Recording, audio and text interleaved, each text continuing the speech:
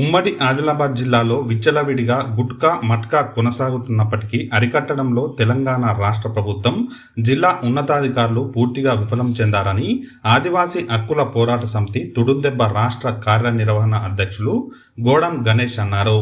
బుధవారం మధ్యాహ్నం 3 గంటలకు ఆదిలాబాద్ పట్టణంలో మీడియాతో మాట్లాడారు.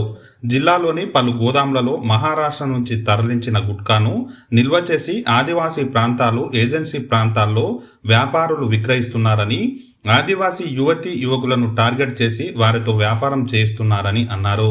ఇప్పటికైనా ఉన్నతాధికారులు స్పందించి గుట్కాను అమ్మే వారిపై కఠిన చర్యలు తీసుకోవాలని విజ్ఞప్తి చేశారు. ఈ కార్యక్రమంలో ఆదివాసీ హక్కుల పోరాట సమితి తుడుందెబ్బ రాష్ట్ర ఉపాధ్యక్షులు ఉయిక సంజీవ్, కొలాం సంఘం జిల్లా అధ్యక్షులు కొడప్ప సోనేరావు, తుడుందెబ్బ జిల్లా ప్రధాన కార్యదర్శి వెట్టి మనోజ్ తదితరులు పాల్గొన్నారు.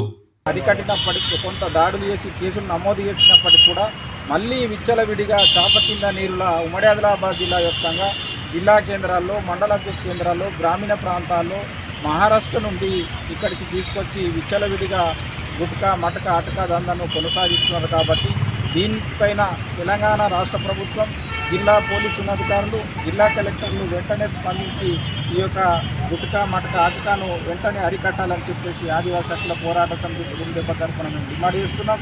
లేని ఎడల పెద్ద ఎత్తున మా యొక్క తుడుందెబ్బ కార్యకర్తలతోటి, ఆదివాసీలతోటి పెద్ద ఎత్తున ఎవరైతే వ్యాపారస్తులు గుట్కా మటక అటకను నిర్వహిస్తున్నారో ఆ ప్రాంతాల్లో గోదాములపైన, కిరాణా షాపులపైన దాడులు కొనసాగించి దాన్ని అరికట్టి ప్రభుత్వానికి మేము అప్పచెప్తాం. కాబట్టి వెంటనే మీరు మేలుకొని జిల్లా ఎస్పీ గారికి, జిల్లా కలెక్టర్లకు, ప్రభుత్వ అధికారులకు, అదేవిధంగా తెలంగాణ రాష్ట్ర ప్రభుత్వం మేము చెప్పేది ఒకటే, వెంటనే అరికట్టి ఎవరైతే నిరుపేద ఏంటంటే ఆదివాసీలు ఉన్నారో వాళ్ళను ఆదుకోవాలని చెప్పేసి ఆదివాసీ హక్కుల పోరాట సమితి తుడుందెబ్బ తరఫున మేము విజ్ఞప్తి చేస్తున్నాం.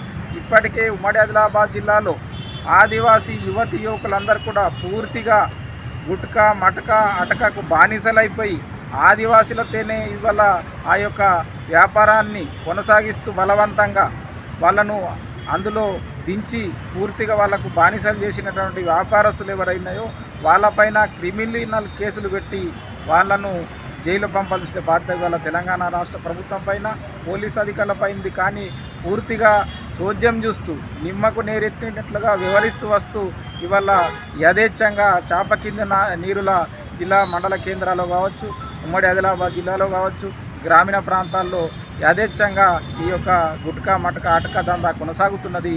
దీన్ని వెంటనే అరికట్టాలని చెప్పేసి తెలంగాణ రాష్ట్ర ప్రభుత్వానికి, అదేవిధంగా జిల్లా ఉన్నతాధికారులకు మేము విజ్ఞప్తి చేస్తున్నాం. జై ఆదివాసీ. జై ఆదివాసీ.